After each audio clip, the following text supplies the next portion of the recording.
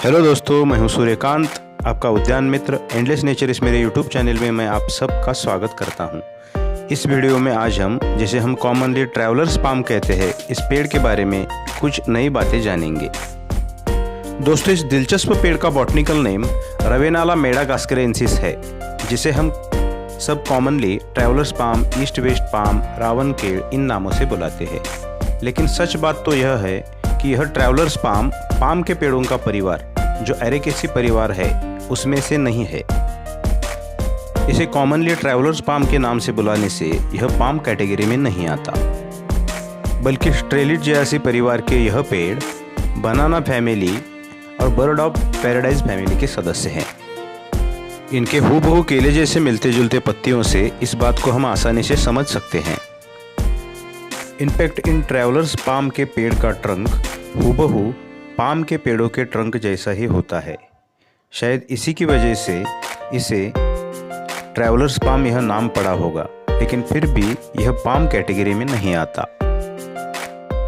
उष्णकटिबंधीय जलवायु के यह पेड़ मूलतः मादागास्कर के मूल निवासी है, और मादागास्कर इंडियन ओशन का विपुल जैव विविधताओं से भरा एक बड़ा द्वीप है, जहां की बायोडायवर्सिटी दुनिया में अत्यधिक विपुल मात्रा में जानी जाती है।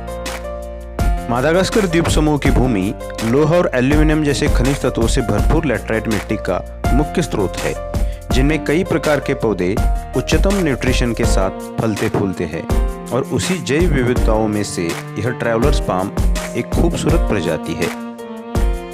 दोस्तों, इस ट्रैवलर्स पाम के नाम में एक हिस्ट्री छुपी है।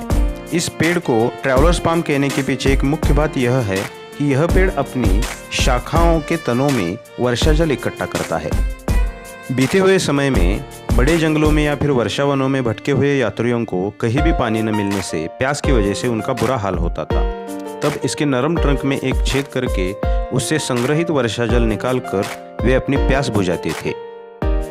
इनकी शाखाओं के तनों में उनके विस्तार या फैलाव के अनुसार प्रत्येक शाखा में लगभग आधे से 1 लीटर तक पानी निकलता है।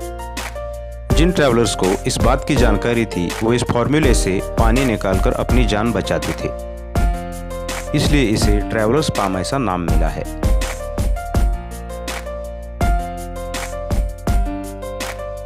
दोस्तों, साथ में यह पेड़ ज़्यादातर नेचुरली ईस्ट वेस्ट दिशा में अपनी शाखाओं का विस्तार करता है, इसलिए ट्रैवलर्स पाम के साथ साथ इसे ईस्ट वेस्ट पाम भी कहते हैं। पुराने काल में इससे जंगल में भटके हुए यात्रियों को ईस्ट वेस्ट या फिर पूर्व पश्चिम दिशा का ज्ञान होता था। जंगलों की समृद्ध भूमि में इसकी ऊंचाई 100 फीट तक होने से दूर से भी यह पेड़ दिखाई देते थे, इसलिए यह ट्रैवलर्स पाम जंगलों में भटके हुए यात्रियों की पानी की प्यास बुझाने के साथ साथ दिशा का ज्ञान भी देता था, जिससे यात्री सही रास्ते पर आते थे। इसके ईस्ट वेस्ट डायरेक्शन की तरफ मुख करने वाले पत्ते नेचुरल दिशा दर्शक या फिर एक क्रूड कंपास की तरह काम करते हैं, जिससे दिशा का ज्ञान होता है। दोस्तों, हमारे बारे में कुदरत ने पहले से ही कितना कुछ सोच रखा है। इसकी अनुभूति हमारे हर एक पेड़ पौधे में छुपी है। कुदरत ने बहुत समझदारी से सृष्टि की हर एक वस्तु का निर्माण किया है। उसके हर क्रिएशन के पीछे कोई ना कोई रीजन जरूर है। दोस्तों, इस ट्रैवलर्स पाम की सनलाइट नीड पूर्ण सूर्य की होती है।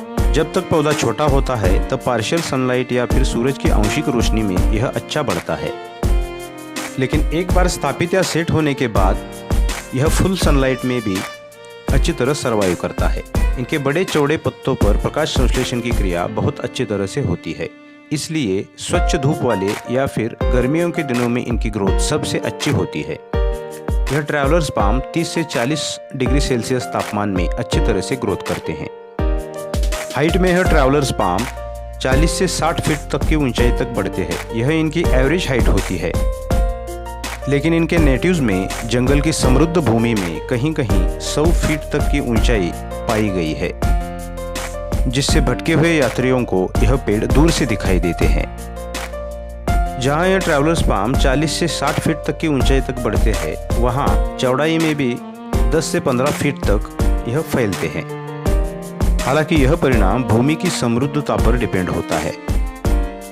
जैसे यह पेड़ ऊपर की अपनी ग्रोथ करता है, वैसे नीचे के पत्ते नेचुरली रिमूव होते जाते हैं और धीरे धीरे इनका ताड़ के पेड़ जैसा ट्रंक आकार लेने लगता है। अपने गार्डन में इस ट्रैवलर पाम को ग्रो करते वक्त इस बदलाव का हम अनुभव कर सकते हैं। दोस्तों, इस ट्रैवलर्स पाम की वाटरिंग नीड नॉर्मल होती है। मिट्टी को नम रखने के लिए प्लांट्स की ज़रूरत अनुसार इसे पानी देना चाहिए।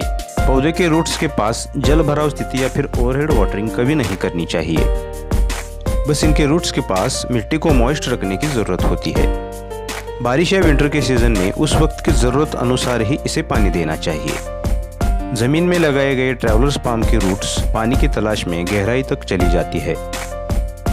दोस्तों, well drain potting mix soil में जैविक खाद भरपूर मात्रा में मिलाकर इसे बड़े गमलों या बड़े कंटेनरों में घर के पास भी ग्रो किया जा सकता है। अगर खुली जगह ना हो तो बड़े कंटेनरों में घर के पास 10 से 12 फीट तक भी इन्हें ग्रो किया जा सकता है। लेकिन नेचुरली 40 से 60 फीट तक बढ़ने वाले यह पेड़ बिग एवेन्यू ट्रीज की श्रृंखलाओं में आने के कारण इसे सीधे गार्डन की ज़मीन में ईस्ट या साउथ वेस्ट लोकेशन में ग्रो करना सबसे बेस्ट होता है, क्योंकि साउथ ईस्ट या साउथ वेस्ट डायरेक्शन ज़्यादातर साल भर सनी एरिया होता है। केमिकल फर्टिलाइजर के साथ साथ ज़्यादातर ऑर्गेनिक खाद की उपलब्धि इनके जड़ों के पास होनी चाहिए। दोस्तों, इस ट्रैवलर्स पाम का डेवलप्ड रूप मोर के फैले हुए पंखों जैसा बहुत ही नयनरम्य दिखाई देता है। एकदम से इसकी तरफ देखने से ऐसा लगता है कि कोई बड़ा सा मोर अपने पंखों को फैलाकर हमारे गार्डन में हमेशा के लिए खड़ा है। बस हमेशा के लिए इस सुंदर अनुभव के लिए हमारे गार्डन में थोड़ी स्पेस होनी ज़रूरी होती है। इस प्लांट को एक अलग स्पेस में ग्रो करने पर ही इसके सुंदर रूप का सुखद आनंद हम ले सकते हैं। बस इस ट्रैवलर पाम्स के इर्द गिर्द थोड़ी प्रोटेक्टिव बॉर्डर हो तो इसके हेल्थ के लिए बेस्ट होती है, क्योंकि तेज़ हवा और आंधी जैसी सिचुएशन में इनकी विशाल पत्तियों को थोड़ा नुकसान पहुंच सकता है।